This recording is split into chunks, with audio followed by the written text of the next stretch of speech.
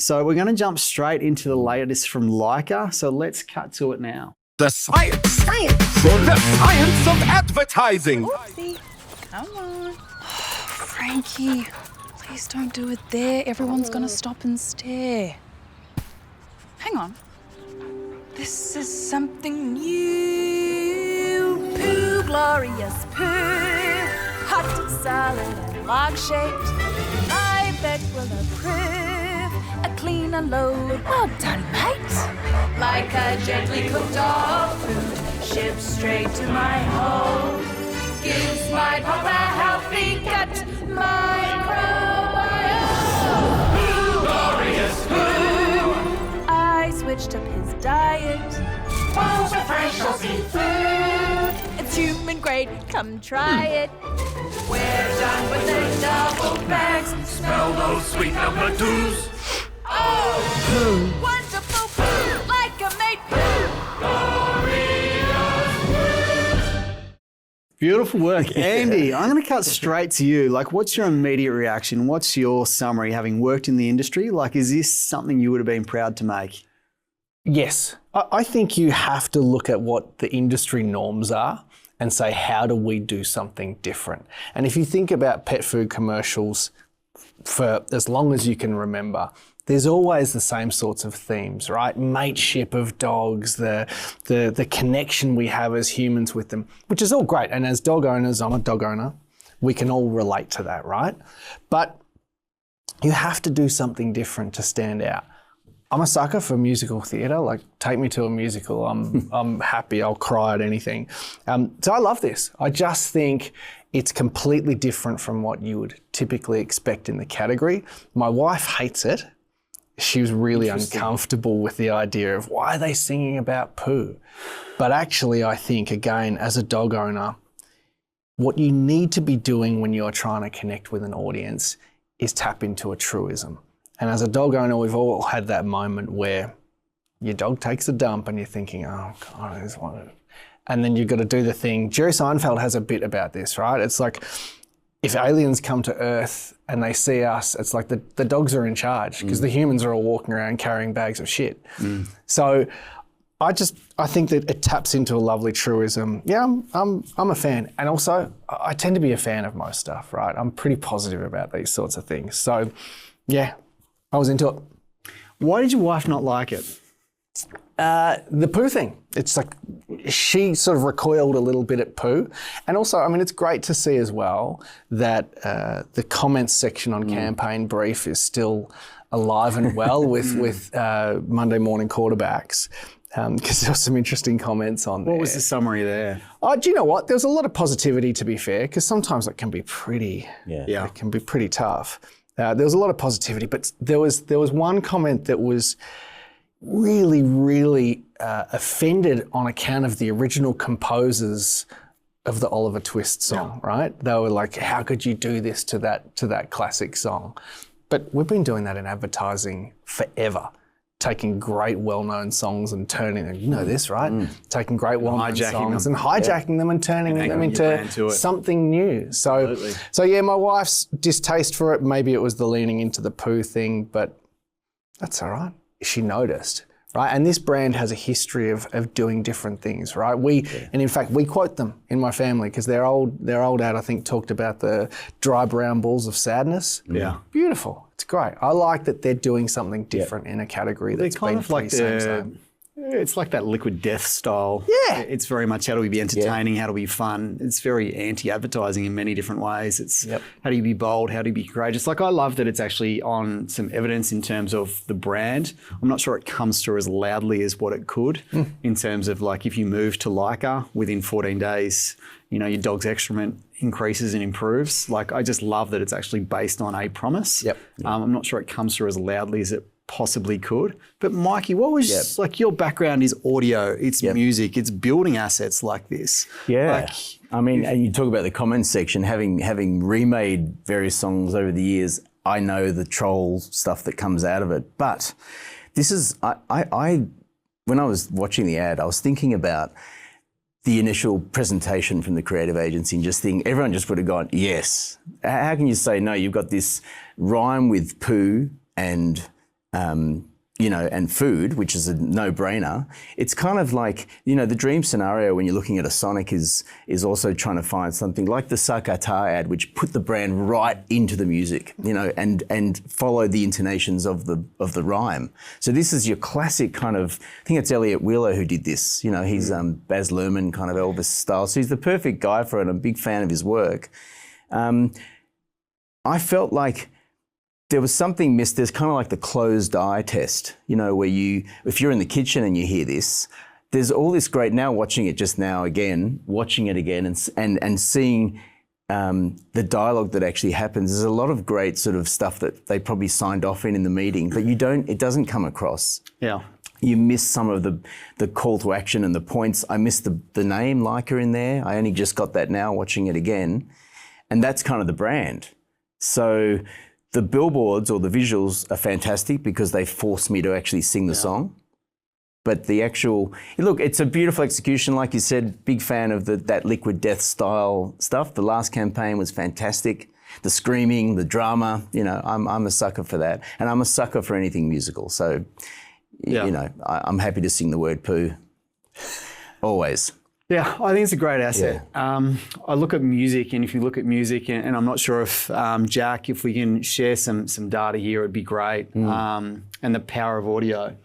And this is the Ipsos study we're referring to in terms of how do we actually, so we're very much talking brand now, and we're talking recall. And if you're looking at the number one thing, which really is sonic brand cues, it's 8.53 over indexes. Versus just music. So sonic brand calls, how do you embed your sound and on sound v music? And then we got characters in there as well. And that's probably going to be a bit of a theme today, looking at music, looking at sound. And this is for brand. If I look at this ad for Lyka, I'd say this is very much a brand play for them. Yeah. They want to be known and they want to become famous, and they want to be a disruptor brand. They want to be really different and feel really different to traditional dog food. And they're really winning in that. I just think the promise they have and the solution they offer, they can hit harder from more a brand response creative, and hopefully that's where it kind of evolves to. So they don't lose their humor, they don't lose this boldness, but I think we can hit harder on the promise and the proof of what they can actually deliver and what actually is Lyka. Yeah. I don't know that they actually cook food that's customized. It's like gourmet food for your dog. Does that come through? The promise in there, and you can see it when you're looking for it in the script. It's really clever. Yeah. It's all in there, but when I think back to the ad, it's just poo glorious poo. A tremendous job of hijacking that. I just think the evolution of this will be really interesting. No, and just from you talking now, this is the power of music. Talk about the power of music, and those stats are incredible. I just recalled in the instant you just said that, something from grade 3 that was a jingle that went, pal, puppy food, you can't buy a dog, a better start in life. Now how the hell does that just turn up 35 years later? Do you know why? Well, I know because it was something we sang in the schoolyard. It was something, that everybody shared. The music, maybe there wasn't as much competition for brands back then, and when a brand had the money to be able to do that, it had cut through, or they actually put the brand name in there. And I'm sure I bought Pal Puppy Food for my first dogs because of that. Well, you look at that was the only brand I knew. And you look at the most successful agency in Australia in the 80s. Who was it? It was Mojo, right? And what was Mojo doing? Yeah. Incredible, hyper memorable jingles that really tapped into the Australian psyche, that were just laconic, felt really natural when you saw them on screen, and they're so memorable even today. And you do still sing them. I just love that we were able to do that. Right, later. It's not bad. Nothing rehearsed. I mean, we could tour this. We could probably harmonise a little bit, I reckon. But if you look at music is like a really interesting thing. Like it transports you back to that moment in time as well. Like your teenage years. Like if you listen to a favourite song or a favourite track, it makes you feel young again. Yep. Like there's Mary Had a Little Lamb. There's nursery rhymes that you can recall, literally those songs, but you haven't heard it for 20 years.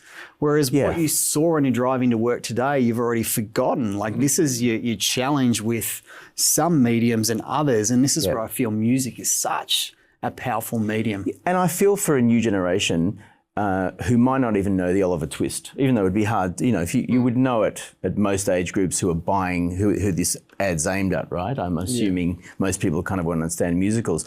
I think this one does have that power of allowing people to sing it for a while. It'll stay in their mind because there's not too many brands who have done that. Like, I just remember that, you got the music in you. Remember, that was kind of the first ad for me where they kind of took a song and they owned it. Yeah.